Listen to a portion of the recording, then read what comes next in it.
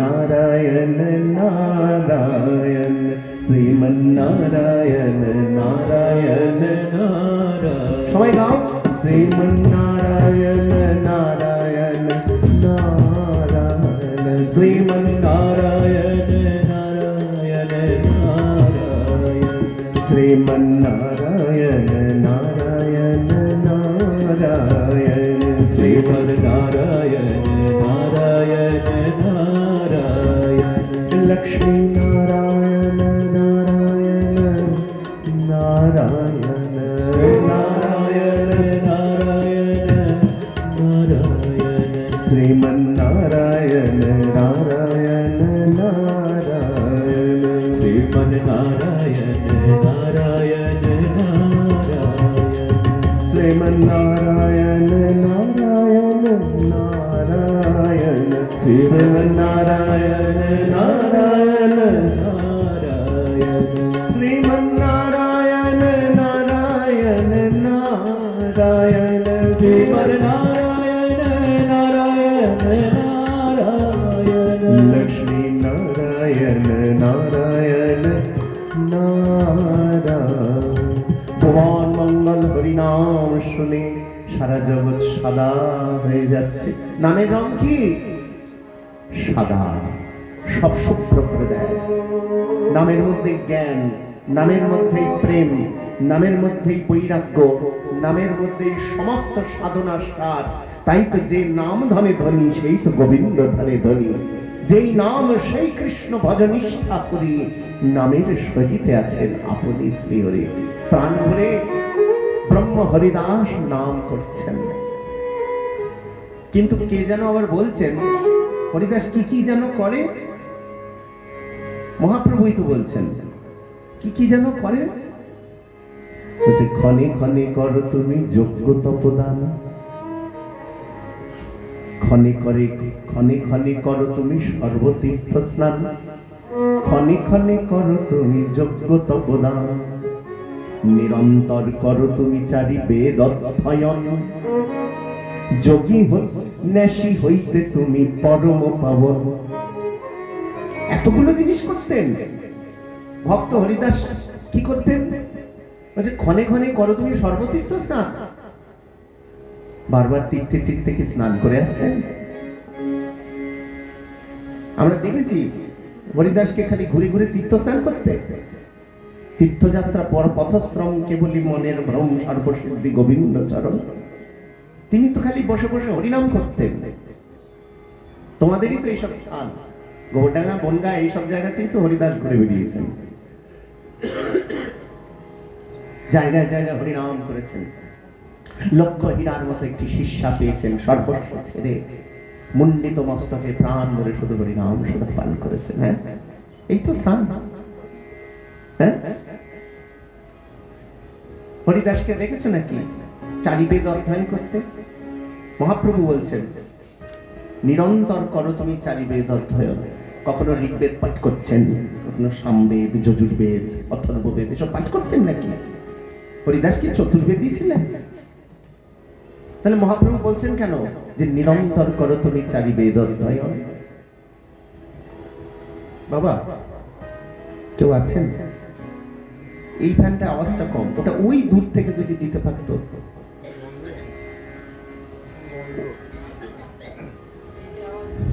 এটাতে বড্ড আওয়াজ হচ্ছে। এই ফ্যানটা ঘুরিয়ে দিত মিউজিশিয়ানদের, ওদের গরম লাগছে।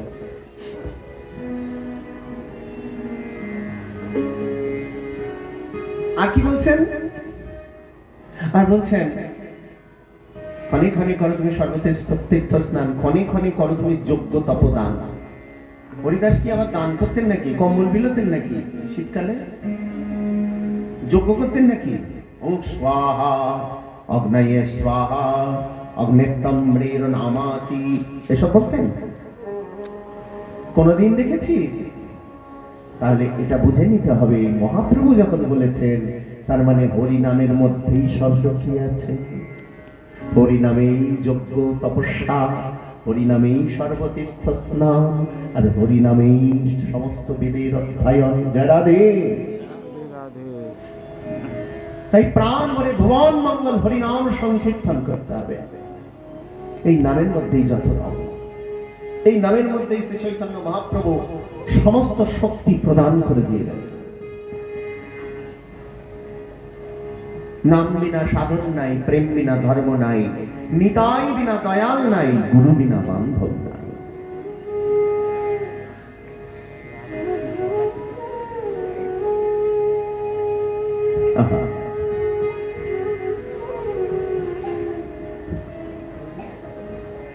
প্রভু পরমেশ্বর যুগে যুগে এখানে অবতীর্ণ হন। শ্রীমদ্ ভগবদ্ গীতায় তাই বলছেন, কি বলছেন? যদা যদা হি ধর্মস্য গ্লানির্ভবতি ভারত অভ্যুত্থানম অধর্মস্য তদাত্মানম সৃজাম্যহম পরিত্রাণায় সাধূনাং বিনাশায় চ দুষ্কৃতাং ধর্ম সংস্থাপনার্থায় সম্ভবামি যুগে যুগে। এই শ্লোকটির কোন ধারে কাছে ঘেঁষছেন না শ্রী চৈতন্য মহাপ্রভু। কেন? বলছে যদা যদা হি ধর্মস্য গ্লানি, ধর্মের গ্লানি হয়, অভ্যুত্থান অধর্মস্য, অধর্মের অভ্যুত্থান হয়, তদাত্মানম সৃজাম্যহম পরিত্রাণায় সাধূনাং, সাধুগণকে পরিত্রাণের জন্য। এগুলো তো আছেই প্রভুর কাজ, কিন্তু গৌরের কাজটা কি? গৌর প্রেম আস্বাদন করতে এসেছেন, আমার নিতাই প্রেম আস্বাদন করতে এসেছে। অনর্পিত চরি ব্রজ প্রেম মধু আমাদের ঢালতে এসেছে। এই যে আগামীকাল গৌর পূর্ণিমা তিথি, সবাইকে রঙে রঙে রাঙাতে এসেছে। সব রং মাখি না, হোলির দিন সবাই রং মাখি না, এই সব রং আছে হরি নামে। আর তাই সংকীর্তনের পিতা রূপে ভগবান অবতীর্ণ হয়েছে। এর অবতরণিকায় যেতে গেলে পূর্বে আগে গোপী গোবিন্দের মিলনে যেতে হবে। ব্রজ গোপীগণ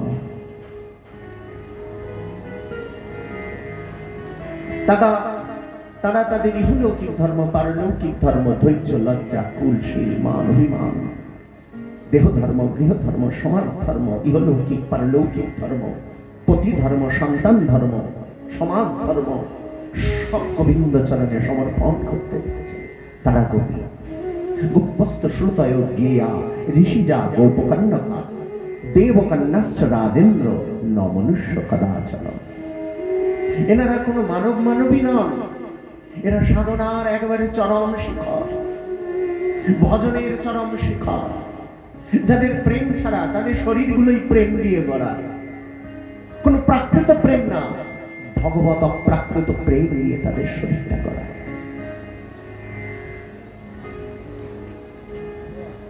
তারা মুনিচরী, শ্রুতিচরী, দেবকন্যা, নিত্যাগোপী, সাধন সিদ্ধান্তী। দণ্ডকারণ্যবাসী হাজার হাজার মুনি ঋষি বৃন্দ প্রার্থনা করেছিলেন রামচন্দ্রের রাতুল চরণারবিন্দ মকরন্দে, হে নবদুর্বাদল কাক পক্ষ ধনুকধারী, হে রামচন্দ্র তোমায় পতিরূপে পেতে চাই।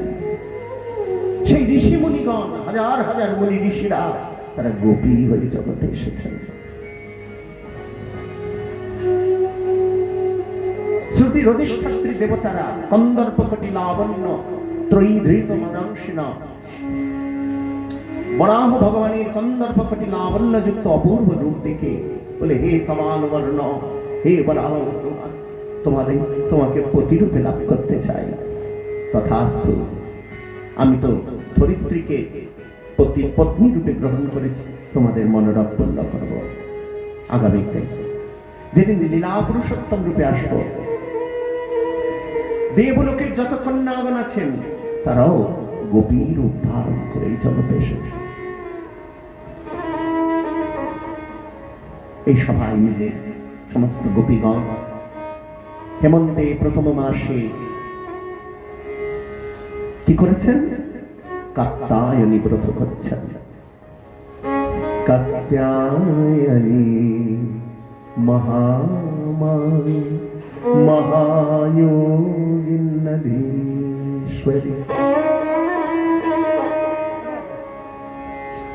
नंद गोप सुते नंद गोप सुतं देवी पतिं कुरुते नमः। ওই নন্দনন্দন শ্রীহরিকে প্রাণ প্রতিরূপে দান করে সমস্ত গোপীগণ, শতকোটি গোপীগণ প্রাণ ভরে স্তুতি করেছেন, বন্দনা করেছেন, অবিচ্ছন্ন গ্রহণ করে কাত্যায়নী ব্রত পালন করে মা ভগবতী দুর্গাকে প্রার্থনা করছেন, মা গো, ও মা, ওই নন্দনন্দন হরিকে আমায় প্রাণ প্রতিরূপে দান করো। এবং তপস্যা করে ব্রত করে অবভৃত স্নান করতে যাচ্ছেন যমুনা তটে। সেখানে স্নান করতে গিয়ে গোপীদের মনের অভিপ্রায় এমন, গোপীরা বলছেন, হে প্রাণনাথ, তোমায় যদি পতিরূপে না লাভ করতে পারি, মা ভগবতী যদি তাকে না দেয় ওই নন্দসুত হরিকে, তাহলে এই যমুনাতেই প্রাণটা আমরা বিসর্জন দেব।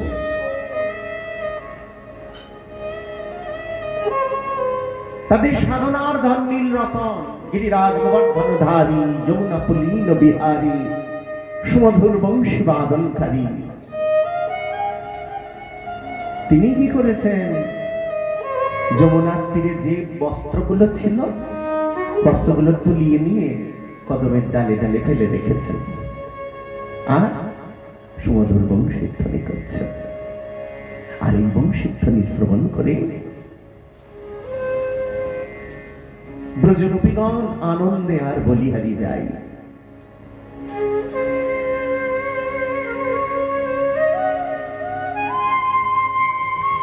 গোপীগণ বলছেন, আহা, ওই তো বাঁশি বাজে, হ্যাঁ,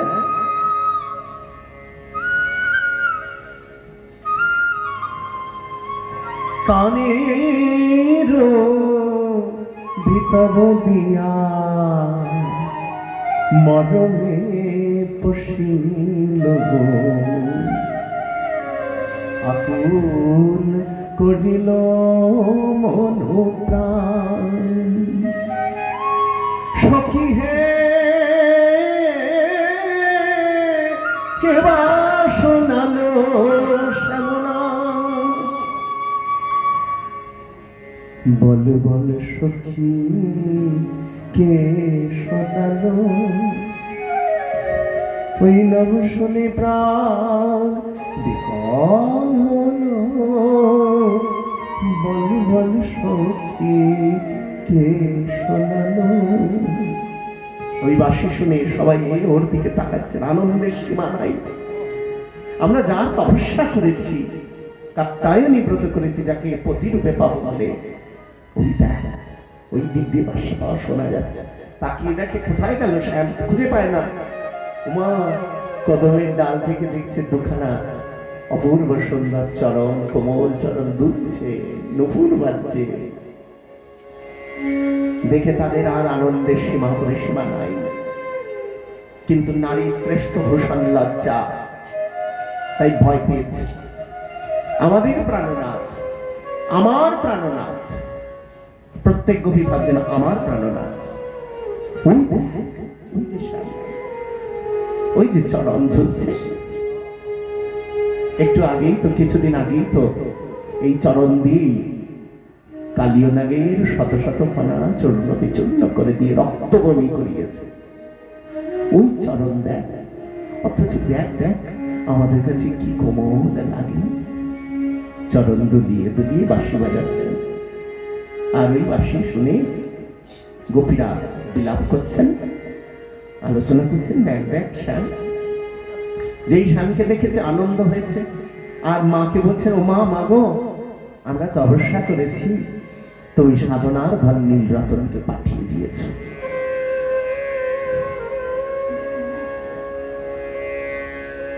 অমনি ভয় পেয়ে গেছেন। গোপীরা কেন ভয় পেয়েছেন? কারণ শ্যাম যে বড় দুষ্টু, কখন কি দুষ্টুমি করবে কে বলতে পারে। नीर भरना कैसे जाऊं सखी अवनी रवरन कैसे जाऊं सखी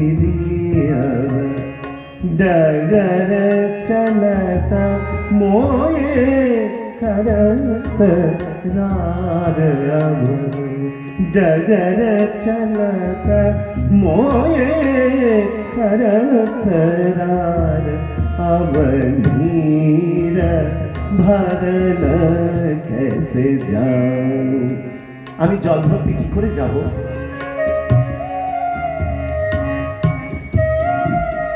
কিভাবে যাব? ডগরে চলতে মোহে করতে রার। ডগর মানে রাস্তা। পথ চলতে চলতে তুমি আমাকে এদিক দিয়ে আঁচল ধরে টানো, ওদিক দিয়ে করো, হ্যাঁ? তাই বলছে ऐसो नट खट मन तन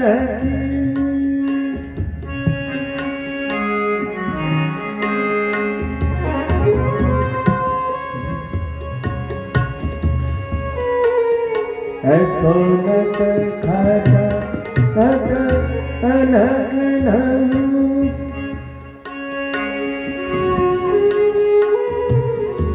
মনে পড়ছে না, যাই হোক কবি কখন শুনেছিলাম।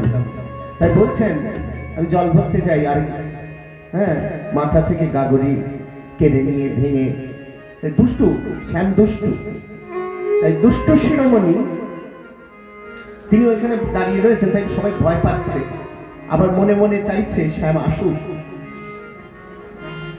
যেই ভয় পেয়েছে এবার গোপীগণের চিন্তা হয়েছে আমাদের কাপড় চোপড় গুলো কোথায়, বস্ত্রগুলো কই? বস্ত্রের দিকে তাকিয়ে দেখে নাই। এদিকে বাঁশি বাজাতে বাজাতে পাতাটা সরিয়ে দেখে বলছে ও তোমরা স্নান করছো, তা তো বুঝলাম, কিন্তু দেখো আমি ফুলের গাছ দেখেছি, ফলের গাছ দেখেছি, কত গাছ দেখেছি, এইরকম একটা অভিনব বৃক্ষ কত কখনো দেখিনি। এই গাছে যেন চারিদিকে কাপড় চোপড় ফলে বসে আছে, বস্ত্রের গাছ তো দেখিনি। আর এই কথা শুনে ব্রজগোপীদের কানে যেন মধু ঢেলে দিচ্ছে কে। আহা,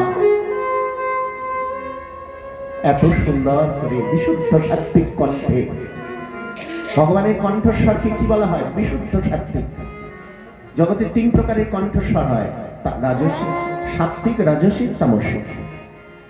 তামসিক কণ্ঠ ভালো কথা বললেও ভালো লাগে না, রাজসিক কণ্ঠ গাম্ভীর্যশালী, আর সাত্ত্বিক কণ্ঠ গালাগালি দিলেও মিষ্টি লাগে।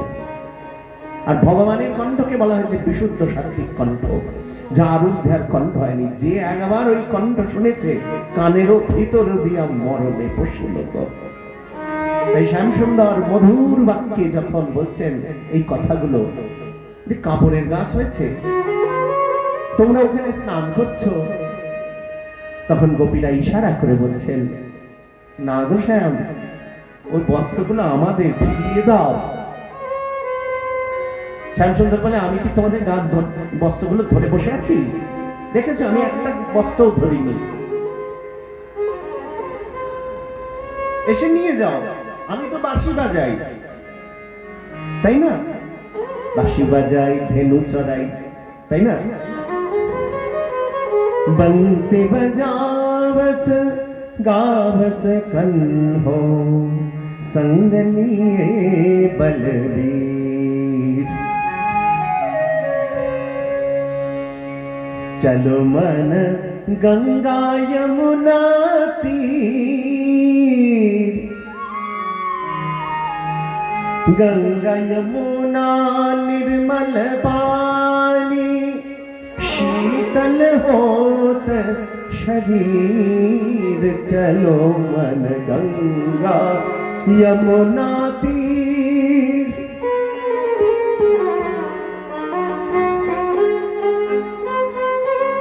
হে দেবীগণ, আমি তোমাদের বস্ত্র নিয়ে বসে নেই,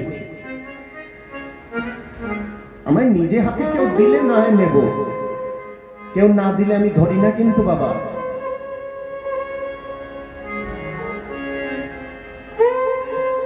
গোপীরা কোনো কথাই বলে না, সাথে চাওয়া চাই করছে আর জলের মধ্যে ডুব দিয়ে বসে রয়েছে। দেখছে এভাবে তো সময় চলে যাবে। কৃষ্ণ বলছেন, তাহলে কি সত্যি বলছো যে এই বস্ত্রগুলো তোমাদের?